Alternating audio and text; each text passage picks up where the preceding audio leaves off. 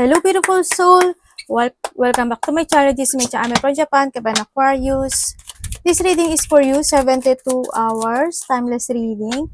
Maraming salamat muna sa mga subscriber, new subscriber, cross-watcher, at sa mga bagong pasok dyan. Welcome kayo sa bahay ni Ate Aini May. Salamat kayo sa nakatabanan po sa inyong mga comments at sa mga nagpa-personal reading. Marami pong salamat sa mga nag-like, nag-hype ng aking video, sa mga nag-comments, sa inyong lahat. God bless you all. Sa mga gusto magpa-personally, kuha tayo ng angel's number mo.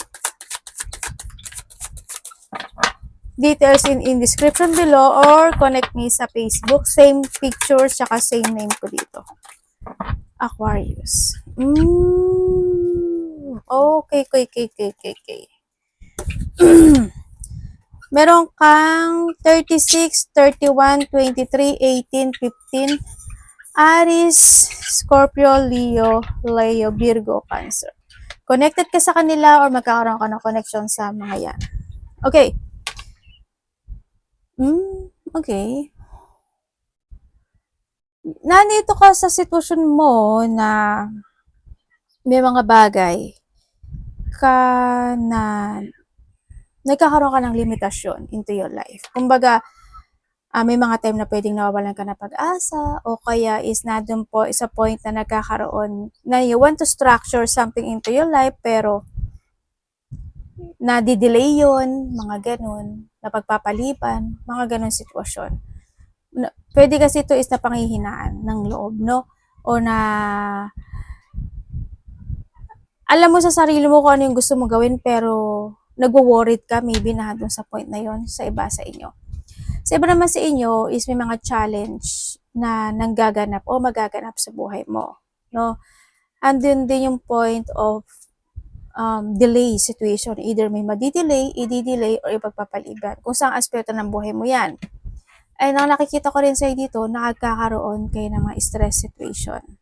Nakakaramdam ka ng stress or may mga makakausap ka na may stress ka or nai-stress ka or you are committed sa stress na yon. Handito rin yung point na may mga depletion. Sa iba naman dito, either kinakabahan, ninenervyos or talagang worrying lang. Yun. May big problem yung iba, no? Sana hindi lahat, pero handun yung point of big problem. Or may mga duty ka na dapat gawin, you feeling burden, may mga kalungkutan na pagdadaanan o pinagdadaanan, or pwede rin naman na may taong kokonek sa'yo na ganun yung nararamdaman niya. Or sa iba sa inyo, kayo yon, no?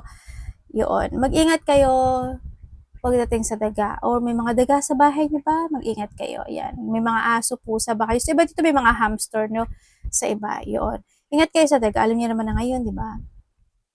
May mga disease naman talaga kasi mga daga eh. And then also is losing something valuable. Or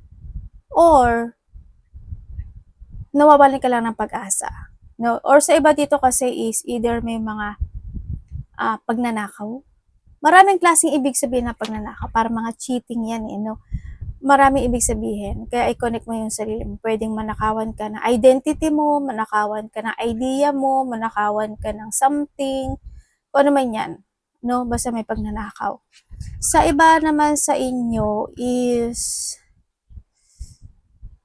you need to protect yourself din sa nakikita ko dito, no? Kailangan mo lang din na lakasan daw yung loob mo sa mga, kumbaga, have faith, ganun. Eh, ikaw pa, Aquarius, siguro itong time lang na to na medyo may struggle ka lang na pagdadaanan. Yun ang nakikita ko dito. Pero magkakaroon ka daw ng enlightenment eh, in some aspect of your life. Someone want to protect you or you want to protect yun. Vice versa. Siya ang gusto niya protektahan ka or ikaw may gusto kang protektahan, no? Vice versa.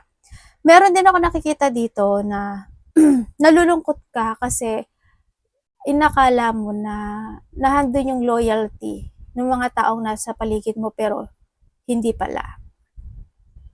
Kaya minsan mahirap din na masyado maging mabait. Ayun na naman ako, gagawin ko na naman kayong salbahe, di ba? Pero sa inyo naman yun. Kasi yung lang, hindi ko naman sinasabi na na maging salbahe kasi siguro equal lang, mga ganun. Kumbaga lang, basta equal term, kung ano man yan, mabubita si ate, basta yung equal lang. Parang 1+1, gano'n, 2, balancing, no, mga ganong sitwasyon, hindi yung labis, okay? Mga ganon, hindi kasi kailangan, kasi at the end, ikaw rin yung matatalo. And then, ang nakikita ko rin dito is, iba sa inyo, may kayo leadership situation. Maybe you're a boss, or hindi yung leadership part, energy nyo na yung nakikita ko sa iba sa inyo. Or pwede rin na may makakausap ka na taong mas mataas sa'yo or ahead sa'yo, or may mararamdaman kang emotion sa kanya, or may marireceive kang feeling emotions ka dun sa sitwasyon, pwedeng na dun sa point na yon. Pero di alam mo, sabi dito is there's a positive outcome happening to your life. Kaya sinasabi ko dito, wag kang, uy, may kumakati yung kamay ko, money for us. Kaya sinasabi dito na na wag ka daw mawawala ng pag-asa, kasi may victory and success din naman ako na nakikita sa'yo. Handun din yung mag-open na bagong pintuan sa'yo. Sa iba naman sa inyo, to, positive outcome, or kaya sa iba is may malalaman kang katotohanan. Uy, sabi dito, protect your finances Baka related ka sa mga number na to, or nakakita ka ng mga repeating numbers. Tandaan mo, kung nakakita ka ng mga repeating numbers, ibig sabihin, yung angel guide nyo is trying to connect sa'yo dahil may gusto siyang sabihin sa'yo. Kaya mag-focus kayo kasi may mga gustong ipahiwati sa inyo yung guide nyo, ha? Okay, there's a belief system. Go after what you want. Tandaan mo, you have a unique skill. Talaga ko naman sinasabi sa iyo yun. May shifting mangyayari sa iyo, no? May mga new experience na magaganap. May cycle na mag-change. Iba dito, revert ito, no? And iba dito is cycle talaga siya. Tama, completion to, no? 5, 10, 15, 16, 7, 16, 7, 7. Kung titingnan ko yan, babasahin ko yung number, Sabi dito, mag-ingat ka kasi may mga tao behind you na hindi magiging totoo. Magkakaroon mga complicated situation, but still, nandun yung completion or accomplishment situation. Andito rin yung point na may mga paghihintay o may mga preparing sa iba, or may mga sitwasyon na plano, or iba is lalaya ka sa isang sitwasyon, nag-struggle ka, ganyan. Ibig sabihin, magkakaroon ng katapusan yun. Yun ang nakikita ko, And then, merong may gift, ibig sabihin, you will receive a gift. Maraming klase ibig sabihin yung gift. Pwedeng gift when it comes to an object, pwedeng gift na ibibigay sa iyo ng universe, or may ipapadala sa universe na tao to give that gift. In what way, hindi ko alam. No, pwedeng tulungan ka, pwedeng they give you love, or pwedeng bigyan kanya ng object, or pwedeng bigyan kanya ng inaasa mo, pwedeng gano'n. Basta magkakaiba kayo. But there's a gift ako na nakikita dito, or pwede ikaw yung magbibigay ng gift with someone. Diba? Handun yung point na yun. So, iba dito, this a revert. And, may calling ka, Aquarius. May calling ka ni universe. Hindi ko alam in what way. Pero, sabi ko sa'yo, mag-focus ka sa mga angels numbers. Readjustment.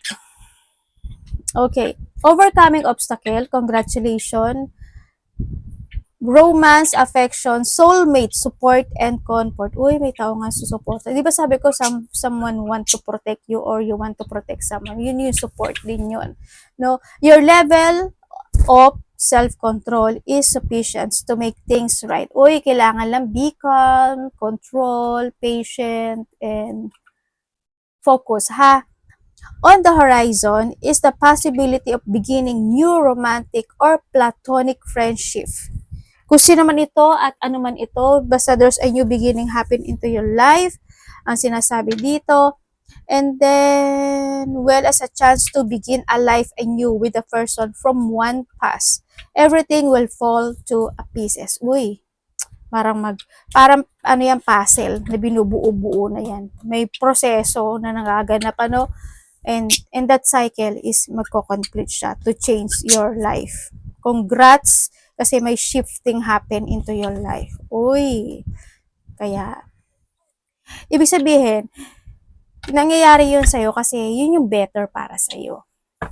May mga proseso na kailangan gawin kasi para mas maging better yung sitwasyon. Mga ganun sitwasyon. Your energy.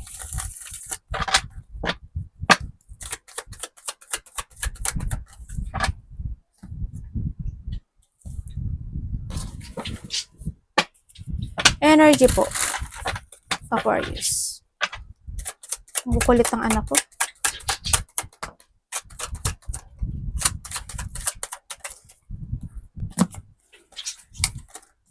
Okay, when it comes sa iyong energy, sa iyong energy, nandito ka sa sitwasyon mo na you want to put effort in some aspect of your life. Ang nakikita ko sa'yo dito, and you want to success yung bagay na yon. Parang nado sa point na, diba sabi ko, may readjustment. Tapos, sa iba sa inyo is, meron kang gustong ayusin eh. Yan, o may pagsasaayos ka na gagawin. Sa iba naman sa inyo, which comes to your energy, is may hinihintay ka raw.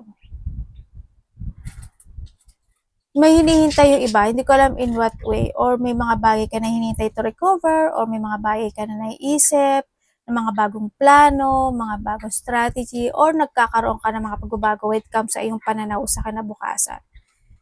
Pwedeng ganun. May mga imumove ka. Sa iba dito, traveling ito. Malayo o malapit. Pwedeng nado sa point na yon. Or nado sa point na umaasa ka sa isang sitwasyon na magkaroon ng kaliwanagan. Parang naando sa point na yon. Yon ang nakikita ko sa iba sa inyo. Sa energy mo rin, yung iba sa inyo, you're not stable. Hindi ko alam in what way. May sakit ka ba? Masama ba pakiramdam mo? May mga nananakit ba? May feeling burden ba? May ganun ako nakikita. But still, hindi stable yung energy na nakikita ko. Pero, alam mo, kahit hindi ka stable when it comes to your energy, alam mo yung feeling mo, halimbawa may sakit ka. May sakit, halimbawa may sakit ka, pero kailangan mong pumasok. Yung mga ganun. Kaya, halimbawa, ayaw mo na pumasok, pero kailangan mong pumasok. Pero tinatamad ka, pero kailangan mong gawin. May mga ganun. Basta mga example ko lang yun. O sa iba siyo kung may mga sakit. Sa iba kasi may sakit eh. May ano kayo ha, mag-alagaan nyo yung sarili nyo. Baka may mga bagay na ikinalulungkot ka rin, sa iba siyo. Tingnan natin. Parating.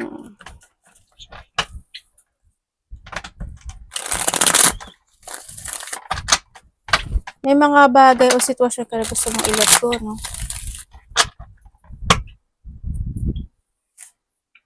Delikado itong notebook ko sa anak ko. Parating po kay Aquarius.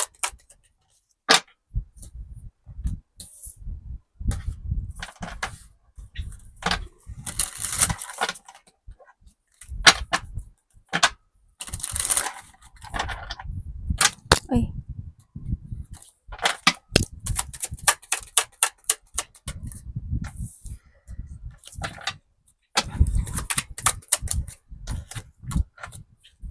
Parating sa iyo. Oh. Okay. Parating sa iyo, ang nakikita ko sa iyo dito is may blessing nga ibibigay sa universe. Meron mga bagay o sitwasyon ka daw na ikaka-excite mo. Yun ang sabi. Or pwedeng may mga sitwasyon ka na gagawin, or pwedeng makaka-receive ka na may excite ka, basta may excitement. Sa iba naman sa inyo, meron kang sitwasyon na babalikan or gagawing muli. Ganon. Sa iba naman sa inyo is magkakaroon ng mga union. Ganyan. Magkakaroon ng mga union, either family yan, connection, or mga kakilala, ganyan. Basta there's a union. May fortunate outcome, ako nakikita. Ibig sabihin, may wish come true ka. May hinihiling ka eh. No? Sabi dito, may hinihiling ka. And it will happen naman, ang sinasabi dito, pero may blessing na darating sa'yo.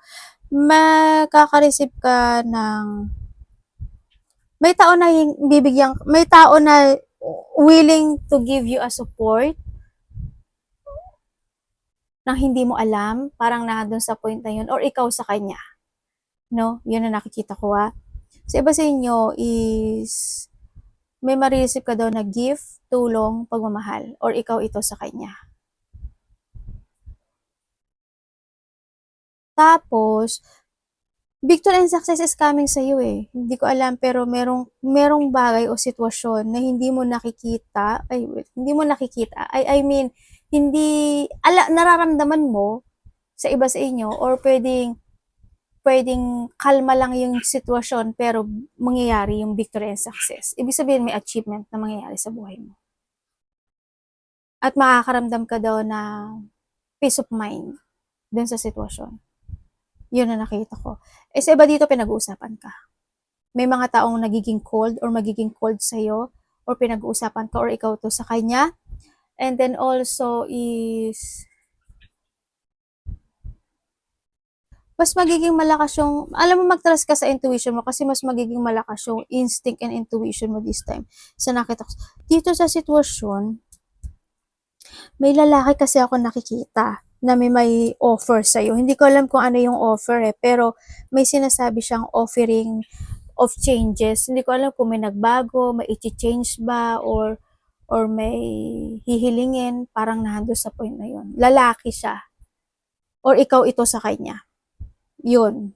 Yun ang nakikita ko. Iba dito kapamilya to. Iba dito trabaho to. Or mga connection. Well, mga connection. Meron ka mga bagay na gusto mong bigyan ng effort, may mga bagay ka na mamasterin mo, may mga bagay ka na ipapracticein mo, or may mga bagay ka na magkukumit ka doon at magko-focus ka doon, or may mga bagay ka na gusto mong i-develop dito sa sitwasyon. Sa iba sa inyo, may mga getting together. Family unity, reunion, close relationship, fun, happiness, enjoyment, mga ganyan. O kaya naman is, mga tulad ng sabi ko, excitement, surprise parties, event man yan, or may mga pag-uusapan. May coming home eh, hindi ko alam in what way, kung ano yung coming home na yon, but there's a coming home. Pwedeng uuwi ka sa dati mong tirahan, uuwi ka sa dati mong trabaho, uuwi ka, babalik ka, mga ganun, or may probinsya, kalapit baryo, or someone is papunta sa'yo, pwedeng ganun. Vice versa. May text message ako nakikita eh. May marireceive kang news, text message, communication within the 11 days, 11 weeks, 11 months. Pero alam mo, may new beginning ka eh. As in, sa iba, may ganun. Pero ang nakikita ko dito, sa sitwasyon mo, it's more on new beginning. Yun na nakikita ko dito. Mga pagpaplano at new beginning. Nakaganapan.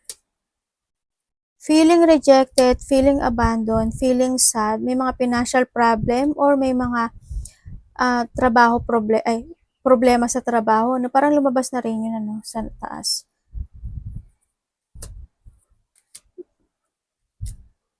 Nag-uusapan ka, oh. Alam mo, may darating sa opportunity. Iba dito, traveling.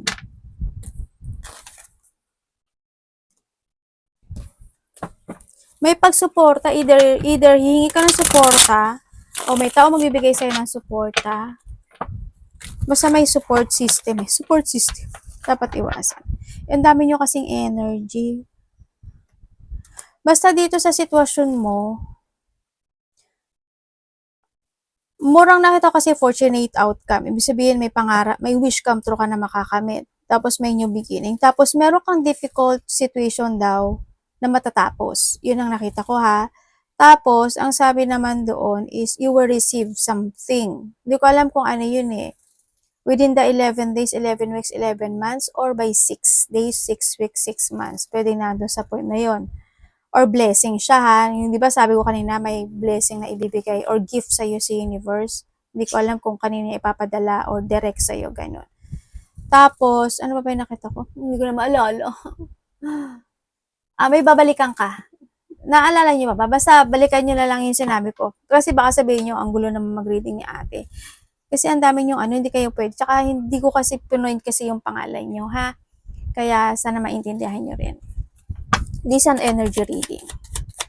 Sinusuma ko nga eh. Sinusuma-suma ko yung ano ba, yung reading. Dapat iwasan.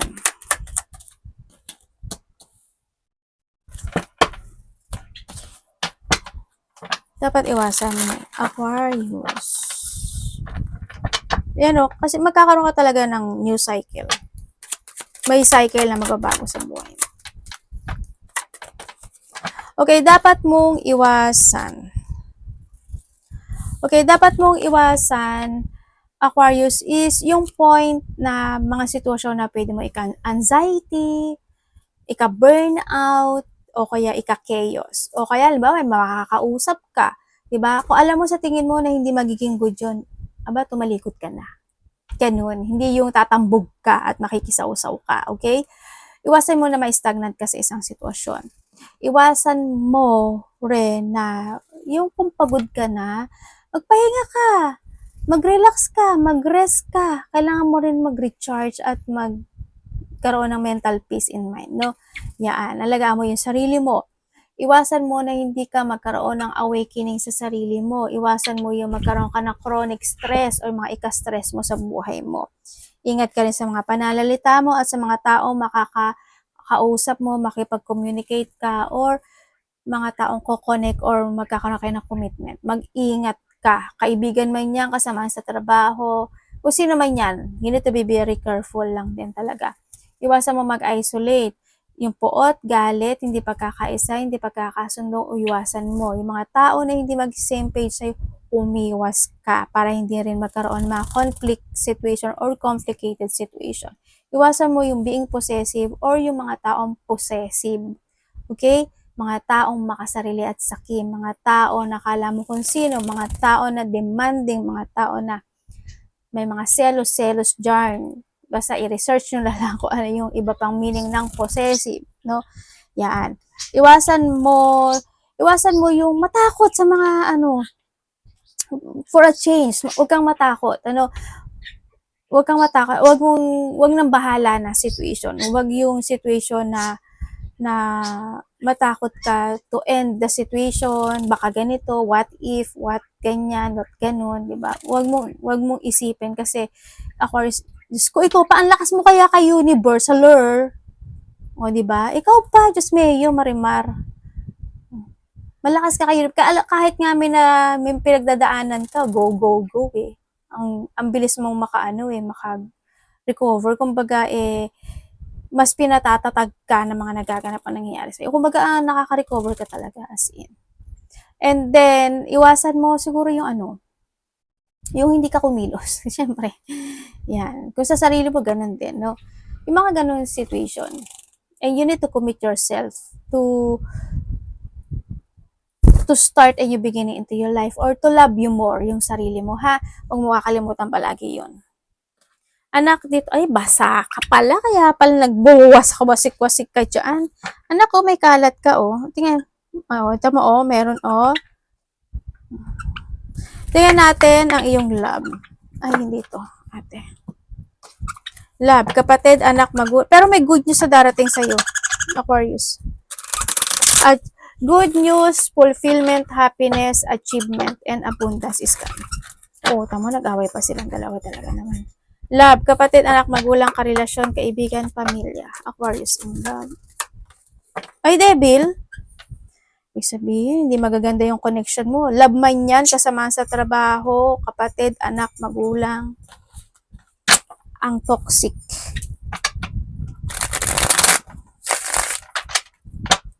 Your love.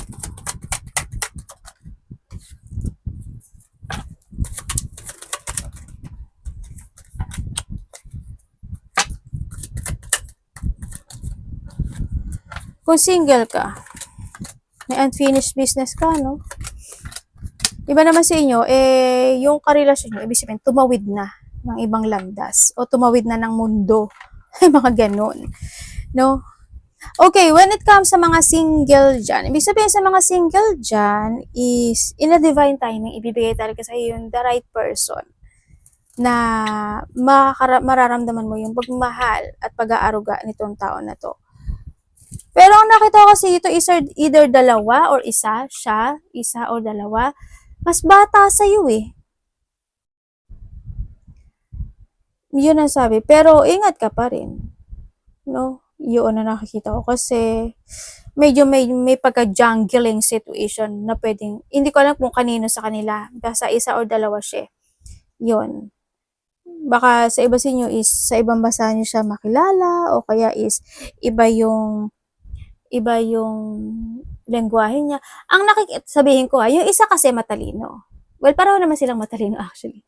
Matalino, smart. Yung isa naman, yung isa, they always prepare in advance. Parang ikaw, ganun, Aquarius. Kumbaga, ikaw, nakasampung hakbang ka na. Yung iba, nakaisang hakbang. Ganun. Same kayo ng pattern nitong isa. Yun. Yung isa kasi, ano siya, smart, smart din naman yung isa kasi always thinking in advance naman yung isa, di ba? Parang ikaw rin. Yung isa, more on talking kasi siya, more on talkative. Kumbaga, basta mararamdaman mo yun na iba. Pumili ka na lang sa kanila. Pumili ka na lang sa kanila. And then, kung kayo naman ay nagkahiwala, yes, kasi handun yung point of pagsisinungaling noon naakit sa iba. Pero binigay mo pa rin yung patient mo. You try to make it balance pa rin to recover this connection. Pero dumating ang point na nag-iba na talaga yung same pace nyo. Yun. Pero still spying pa rin naman ang isa sa inyo sa nakita ko dito. May mga sitwasyon pa rin na nagkakaroon ng pagja-jungling or isa sa inyo is may mga bagay na ini-evaluate yung connection na ito kahit nagkahiwalay na. May mga ganong sitwasyon. Pero isa sa inyo yung feeling trap pala. Hindi ko alam kung bakit natatrap yung isa sa inyo. But still, nahandun yung stagnant trap situation. Ano? Siguro may mga unfinished business o kaya naman is may mga something need to recover when it comes in this connection sa mga nagkahiwalay. Yun. Kasi parang may paghihintay pa din or unfinished business itong connection na ito. Sa iba naman sa inyo is kung may third party, oo, meron. Nakokontrol or namamanipulate ka ng sitwasyon. Alam mo, isa dito sa connection na to, isa dito materialistic. Or sinungaling talaga siya. Or may habit siya na masama. Ganyan. Controller, may habit. Yan. Sinungaling. Sa may mga third party, siguro alam niyo naman yan. No? You need to open your eyes din. Diba? Kaso kung may mga anak kayo, wala tayong magagawa doon. Pero it's your choice. If you want to stay, edi you stay. Ganun lang yun. Edi, you need to accept. Pero wag kang papasok sa being a third party relationship kasi iba na yun. Diba? You choose your kumunoy. Kumunoy. Yun na yun. Diba? Okay. Kung kayo naman is walang third party relationship, ando naman yung, isa sa inyo talaga, there's a loving and care, no? Pagdating sa isa. You try to make it balance in a situation. Parang nandun yung point of happiness when it comes in this connection. Parang siya na yung, siya na nga, siya yung the one. Parang sinasabi mo na siya na yung tao na to. Pero, ate naman, pinakaba pa talaga, di ba? Kasi may mga time na, may hindi sasabihin eh. Hindi ko alam kung ikaw ito or siya ito sa kanya. Siya ito sa'yo. Basta may mga bagay na hindi niya masasabi or hindi niya talaga sasabihin. Or may mga bagay o sitwasyon na mabubulag-bulagan ka kahit na nagkakaroon o magkakaroon ng mga red flag, pwedeng ganun, or kung ano man yan. Pero dito, there's a happiness naman na magaganap o mangyayari. No, may mga excitement pa rin naman. Yun nga lang, may mga bagay lang na baka busy rin kayo, no? Pero bakit ganito? Ba't may table ba? Pwede rin kasi na isa sa inyo may habit talaga, no? Yun na nakikita ko dito. Kung ano man yung habit nyo o habit niya, well, nasa inyo na yun to decide dito. Pero, ito lang naman yung energy na nakita ko. Kasi iba sa inyo LDR kayo eh. Anak gumen. Try natin money mo. Anak, dito ka kasi sa balikat ni mami.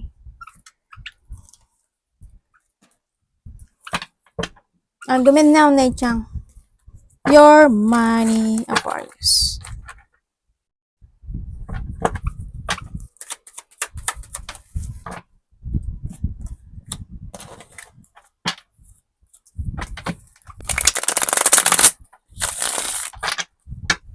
Ay,